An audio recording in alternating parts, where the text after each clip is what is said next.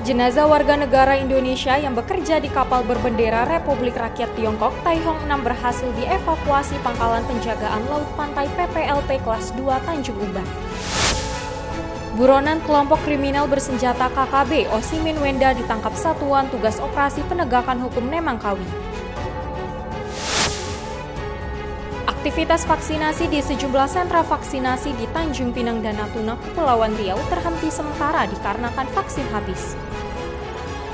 Halo pemirsa, kita berjumpa dalam program UNews. Program ini memberikan informasi bermakna kepada Anda mengenai sejumlah peristiwa menarik di tanah air. Bersama saya, Yoliandini, dan inilah UNews lengkapnya. Pemirsa, Wakil Presiden Ma'ruf Amin mendorong pemerintah daerah agar mempercepat realisasi anggaran untuk penanganan COVID-19.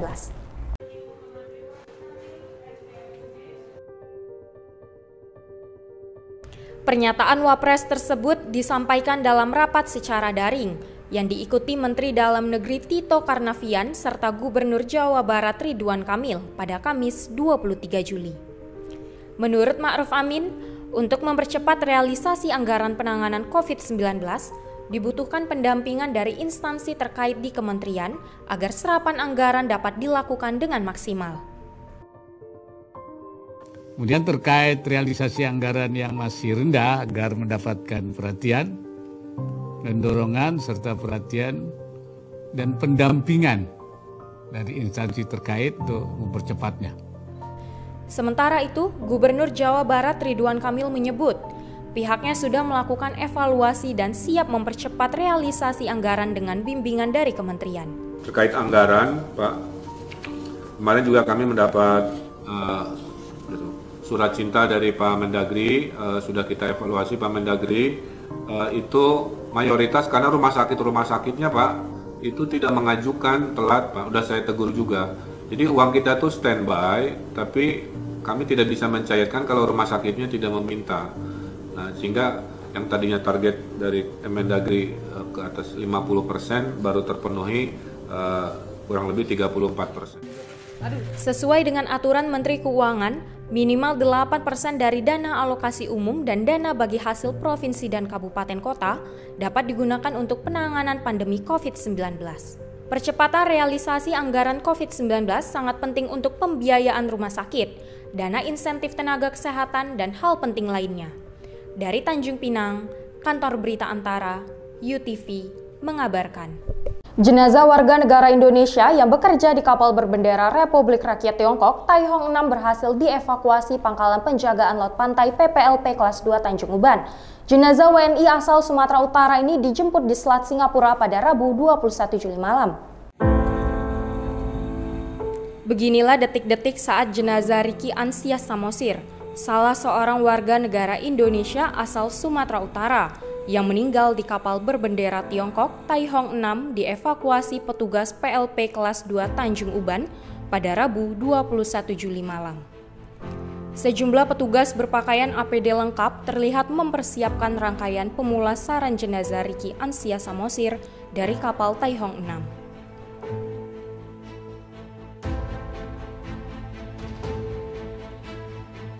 Kepala Pangkalan PLP kelas 2 Tanjung Uban, Kapten Handri Sulfian mengatakan, evakuasi jenazah Riki Ansia Samosir tersebut bermula saat pihaknya mendapat tembusan surat dari Kementerian Luar Negeri, Senin 19 Juli kemarin. Dalam surat tersebut, pihaknya diminta untuk mengevakuasi jenazah Riki Ansia Samosir. Usai melakukan rangkaian persiapan, jenazah akhirnya berhasil dievakuasi pada pukul 18.30 dari kapal Taihong 6. Setelah berhasil dievakuasi, jenazah akan dikembalikan kepada pihak keluarga di kota Pematang Siantar, Provinsi Sumatera Utara. Dari Tanjung Pinang, Kepulauan Riau, Muhammad Khairuddin, UTV, mengabarkan. Pemerintah Kota Batam memberlakukan peraturan baru pembatasan kegiatan masyarakat level 4 untuk pelaku usaha kedai kopi, warung makan, dan sejenisnya dapat buka hingga pukul 10 malam. Wali Kota Batam Muhammad Rudi memberikan angin segar kepada para pemilik usaha, kedai kopi, warung makan, dan sejenisnya. Diperbolehkan beroperasi hingga pukul 10 malam selama pemberlakuan PPKM level 4. Hal ini berdasarkan hasil rapat koordinasi bersama Forkompinda Kota Batam. Menurut Rudi, cara ini dapat meringankan beban para pengusaha dan industri UMKM yang ada di Kota Batam. Pak TNI, ini dari jam 8 akan kita geser jadi jam 10 malam. Supaya nanti tahu, nanti protes lagi. Kenapa jadi jam 10 bukan jam 8? Karena semua yang jam 8 dari ribut. Pak, makanan kami order, modal kami cuma ada 5 juta. Tidak laku 1 hari, hilanglah duit ini. Apakah Bapak bisa ganti? Jawabannya tidak. Tapi sebagai pimpinan daerah, Forkompinda saya minta syaratnya, ini harus kita tambah jamnya. Selain itu, Rudi menegaskan, dalam pelaksanaannya, penegak hukum harus melakukan penertiban di lapangan dengan cara yang humanis. Ini kursi jangan diangkat, disimpan pula di kantor Pemko Batam atau tempat lain. Sarankan aja di mana rumahnya, antar aja ke rumahnya Bapak Ibu sekalian. Karena mereka kursi meja ini juga pakai beli, Pak. Rudi berharap agar masyarakat dapat menaati aturan yang telah ditetapkan oleh pemerintah. Upaya itu untuk menekan angka penularan COVID-19 di Batam. Menyikapi kebijakan itu, respon positif datang dari para pengusaha yang ada di Kota Batam. Musim-musim ini kan jam 8, ini kan sekarang mau tambah jam 10, itu lebih bagus. Jadi kalau penghasilan agak tambah sedikit. Gitu ya. Ya kalau saya sebagai ininya bang, pedagang ngikut aturan pemerintah aja bang. Jam 10, jam 8, jam 8. Mana yang bagusnya aja sih. Tapi kalau solusi dari kami ya kalau bisa sih normal lagi lah. Dari Batam Kepulauan Riau, Engesti Pedro, UTV, mengabarkan. Buronan kelompok kriminal bersenjata KKB Osimin Wenda ditangkap Satuan Tugas Operasi Penegakan Hukum Nemangkawi di Kampung Wandenggoba, Kabupaten Puncak Jaya, Papua pada Kamis 22 Juli waktu Indonesia Timur. Satuan Tugas Operasi Nemangkawi berhasil menangkap anggota kelompok kriminal bersenjata KKB Osimin Wenda alias Usimin Telenggen alias Ustel bin Laden alias Kilong Ginik. Osimin Wenda ditangkap saat hendak masuk ke Kota Mulia, Puncak Jaya pada Kamis 22 Juli pukul 11.25 waktu Indonesia bagian Timur. Menurut Direktur Reserse Kriminal Umum Polda Papua, Kombes Pol Faizal Ramadhani, anggota KKB tersebut juga seorang buron yang kabur dari lapas AB Pura dengan vonis hukuman seumur hidup. Osimin Wenda kabur dari lapas AB Pura pada 8 Januari 2016 bersama 13 narapidana lainnya. Jejak kriminal Osimin Wenda cukup membuat heboh pihak keamanan Indonesia. Pada tahun 2012, ia pernah menyerang Tito Karnavian saat masih menjabat sebagai Kapolda Papua. Penyerangan terjadi saat rombongan Kapolda dari Wamena sedang menuju Polsek Tiom, Kabupaten Lani Jaya. Selain itu, Osimin juga terlibat dalam penyerangan Polsek Pirime pada 27 November 2012. Saat itu 3 orang polisi gugur, termasuk Kapolsek Pirime. Hasil surveillance memastikan bahwa memang tersangka adalah DPO kita, sehingga anggota lakukan pendalaman dan tadi dapat informasi ketika dia masuk Kota Mulia, kita amankan di Mulia. Memastikan untuk situasi kondisi yang lebih baik untuk penangkapan. Yang jelas dia selama ini tetap aktif terlibat dari KKB. Ini dalam proses juga interogasi pendalaman untuk kasus-kasusnya. Kombes Pol Faizal menyatakan petugas akan terus memburu anggota kelompok kriminal bersenjata lainnya yang saat ini masih sering menargetkan pos-pos keamanan dan kantor pemerintahan di Papua. Pasca penangkapan Osimin Wenda, kata Kombes Pol Faizal, kondisi Kabupaten Puncak terpantau kondusif dan terkendali. Dari Jayapura, Papua, Kantor Berita Antara, UTV mengabarkan. Pemirsa, upacara pembukaan Olimpiade Tokyo 2020 dengan tema United by Emotion digelar tanpa penonton. Pergelaran Olimpiade Tokyo 2020 yang sempat tertunda setahun akibat pandemi COVID-19 akan resmi dibuka pada Jumat 23 Juli pukul 6 sore waktu Indonesia Barat di Olympic Stadium Jepang. Upacara pembukaan telah dipersiapkan untuk menjadi penanda awal berlangsungnya pesta olahraga 4 tahunan tersebut. Pesta olahraga tersebut mengusung tema United by Emotion. Dengan tema ini, Olimpiade Tokyo 2020 diharapkan bisa menjadi pemersatu dunia untuk bangkit dan merasakan kegembiraan di tengah situasi sulit menghadapi pandemi virus corona. Pesta olahraga terbesar di dunia tersebut hanya akan dihadiri oleh sekitar 10.000 tamu undangan, yang terdiri dari diplomat, pihak sponsor, hingga anggota Komite Olimpiade Internasional. Parade kontingen Olimpiade Tokyo 2020 akan dibuka dengan Yunani dan ditutup oleh Jepang.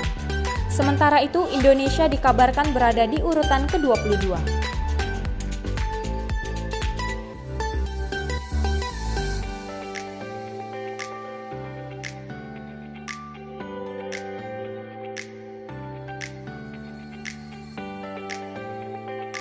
Indonesia diketahui akan mengirim peserta sebanyak 10 orang pada Parade 2020 tersebut.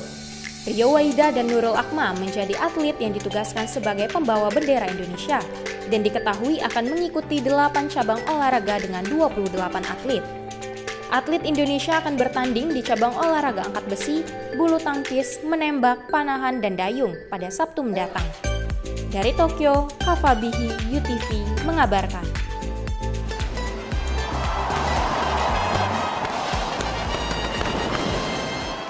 Aktivitas vaksinasi di sejumlah sentra vaksinasi di Tanjung Pinang dan Natuna, Kepulauan Riau terhenti sementara. Habisnya stok vaksin yang tersedia menjadi penyebab utama penghentian program vaksinasi ini. Di tengah tingginya target vaksinasi yang mesti dilakukan dan tingginya animo masyarakat untuk mendapatkan suntikan vaksin COVID-19, beberapa daerah di Kepulauan Riau justru kehabisan stok vaksin COVID-19. Seperti yang terjadi di Tanjung Pinang, habisnya stok vaksin mengakibatkan aktivitas vaksinasi di sentra vaksinasi, salah satunya Asrama Haji Tanjung Pinang, terhenti. Hari kemarin ya, hari Kamis tanggal 22 ya, sempat terhenti kegiatan vaksinasi karena stok yang ada laporan dari Dinkes Kota itu stoknya memang kosong gitu. Jadi kami terpaksa menghentikan kegiatan vaksinasi untuk di Asrama Haji. Kegiatan vaksinasi akhirnya dapat berjalan kembali pada Jumat 23 Juli dikarenakan adanya stok vaksin tambahan dari Kota Batam. Jadi kami kebagian hari ini itu sekitar 20 vial Sinovac sama 5 vial AZ gitu. Nah, itu pun sebenarnya tidak mencukupi juga karena kebutuhan untuk yang kemarin vaksin di sini itu untuk yang dosis keduanya itu 300 lebih sih sekiranya. Hal serupa juga sempat terjadi di Puskesmas Sejang, Tanjung Pinang. Kepala Puskesmas Sejang, Muhammad Faisal, mengatakan, Puskesmas Sejang selalu mendapatkan stok vaksin secara rutin sebanyak 50 vial atau 500 dosis. Sementara saat ini proses vaksinasi berjalan dengan jumlah stok yang sangat terbatas. 3 dosis untuk 3 vial Sinovac. Pengurangan sebelumnya di Sejang dapatnya berapa, Pak?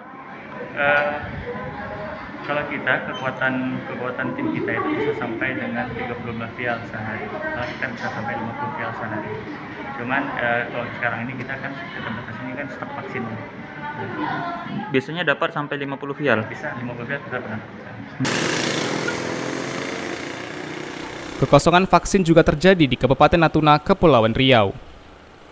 Dinas Kesehatan Kabupaten Natuna terpaksa menghentikan pelaksanaan vaksinasi. Kepala Dinas Kesehatan Kabupaten Natuna, Hikman Aliansyah, mengaku telah mengajukan penambahan vaksin kepada pemerintah Provinsi Kepri. Sampai saat ini vaksin untuk di Kabupaten Natuna, terutama untuk Bunguran Timur, kita habis.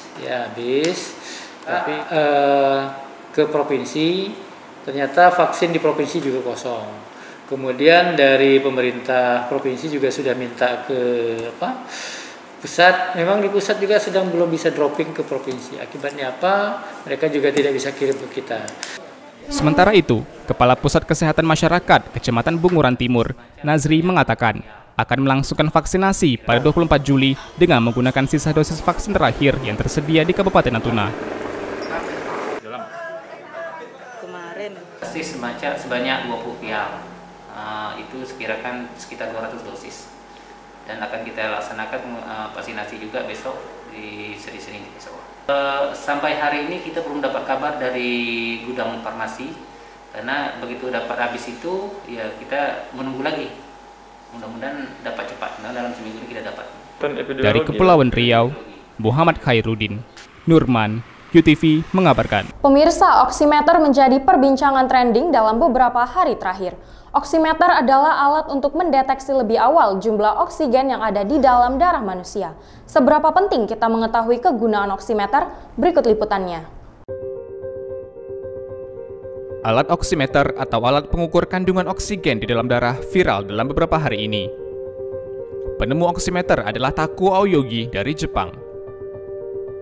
Alat ini diketahui dapat dimiliki bagi siapa saja yang ingin mengetahui kadar oksigen di dalam darah. Sejumlah penelitian medis menemukan oximeter berguna untuk memantau kadar oksigen di dalam darah dan untuk mencegah terjadinya sesak nafas, terutama bagi pasien COVID-19. Hal ini dikarenakan sirkulasi oksigen pada pasien COVID-19 terhambat akibat adanya infeksi virus di paru-paru yang mengakibatkan penumpukan cairan sehingga menyumbat oksigen masuk ke dalam tubuh. Oximeter dapat ditemukan di apotik ataupun pasar aplikasi online. Harganya pun beragam, mulai dari Rp200 hingga Rp500.000 per satuan. Cara kerja oximeter adalah cukup menjepit alat ini di ujung salah satu jari tangan, kemudian alat akan bekerja dengan sendirinya. Jika saturasi oksigen dalam tubuh kurang dari 95%, maka seseorang bisa mengalami sesak nafas. Jika hal ini terjadi, maka pasien harus segera diberi oksigen tambahan dan perawatan medis lebih lanjut. Yuli Andini, UTV, mengabarkan. Nasib pasien isolasi mandiri di Provinsi Kepri hanya dapat bergantung kepada pihak keluarga. Pemprov Kepri memastikan tidak ada instruksi yang diberikan kepada para tenaga kesehatan untuk melakukan pengecekan secara intens kepada setiap pasien isoman. Keberlangsungan hidup pasien COVID-19 yang menjalani isolasi mandiri hanya dapat bergantung kepada keluarga pasien. Hingga saat ini tidak ada instruksi dari pemerintah daerah untuk melakukan pengecekan rutin ke rumah masing-masing pasien. Kepala Dinas Kesehatan Provinsi Kepri, Bisri mengaku tidak tahu adanya pasien positif COVID-19 yang isolasi mandiri dan berakhir meninggal dunia tanpa sempat melakukan penanganan medis. Menurutnya ada banyak faktor yang bisa menjadi penyebab kematian pasien isolasi mandiri. Ia pun menegaskan, setiap pasien isoman merupakan pasien yang dinyatakan sehat dan tanpa gejala. Dengan isoman itu kan karena dia sehat. Kalau dia sakit pasti bangun rumah sakit. Ya meninggalnya bisa aja karena sudah tua, sudah lansia, kan banyak meninggal di rumah, sudah lansia kan. Ya, karena yang meninggal ternyata memang lansia itu. Bisri juga mengatakan kurangnya tenaga kesehatan membuat pihaknya tidak memberikan instruksi kepada para nakes agar melakukan pengecekan secara intens kepada pasien isolasi mandiri. Baginya, setiap keluarga pasien isoman dapat memperhatikan kondisi pasien. Apabila menemukan gejala, maka segera lapor ke pihak rumah sakit. Siapa nakesnya yang mau ngecek? Ya kan, tapi kan keluarga silahkan memperhatikan ini. Pasiennya ini ketika ada perubahan kan pasti sudah dipesan tuh, ya kan? Kalau ada gejala sakit segera melapor, telepon ke rumah sakit atau menghubungi rumah sakit. Ya. Itu. Nah, ketika isoman di rumah itu sejauh mungkin dijaga kesehatannya supaya tetap fit. Berarti bergantung pada pihak keluarga, Pak ya? Ya, kalau kita ngecek nggak ada tenaga kita akan sibuk. Dari Tanjung Pinang, Kepulauan Riau, Muhammad Khairuddin, UTV, mengabarkan. Pemirsa, Gubernur Kepulauan Riau Ansar Ahmad dinyatakan sembuh dan telah dinyatakan negatif COVID-19. Ia juga diketahui langsung bekerja sehari setelah dinyatakan sembuh dari COVID-19. Gubernur Kepri Ansar Ahmad dinyatakan sembuh dan dapat beraktivitas seperti biasa. Ansar diketahui langsung menjalankan tugasnya dimulai dengan memantau jalannya vaksinasi untuk anak di Batam Jumat 23 Juli pagi tadi. Wakil Ketua Satgas COVID-19 Provinsi Kepri, Cecep Yudiana mengatakan, pada Rabu lalu tim Satgas COVID-19 Kepri telah mengambil sampel Gubernur Kepri Ansar Ahmad untuk pengujian dengan alat PCR. Dari hasil tes PCR, Ansar Ahmad dinyatakan negatif COVID-19 pada Kamis malam. Kemarin hari Rabu, ya, kami tim Satgas bekerjasama dengan Rumah Sakit Angkatan Laut mengambil swab Bapak Gubernur, dan pagi tadi hasilnya sudah dapat kita peroleh. Ya. Alhamdulillah beliau sudah dinyatakan negatif dengan PCR, tes PCR. melakukan swab. Menurut Cecep, virus dalam tubuh Ansar Ahmad sudah tidak aktif lagi, sehingga Gubernur Kepri dapat melakukan aktivitas seperti biasa. Sebelumnya Ansar Ahmad dinyatakan positif COVID-19 usai menjalani rangkaian kegiatannya sebagai kepala daerah. Ansar pun menjalani karantina mandiri sejak Jumat 9 Juli 2021. Dari Tanjung Pinang, Kepulauan Riau, Muhammad Khairuddin, UTV, mengabarkan. Terima kasih telah menyaksikan informasi yang kami sajikan. Tetap saksikan Unews selanjutnya. Salam sehat, sampai jumpa.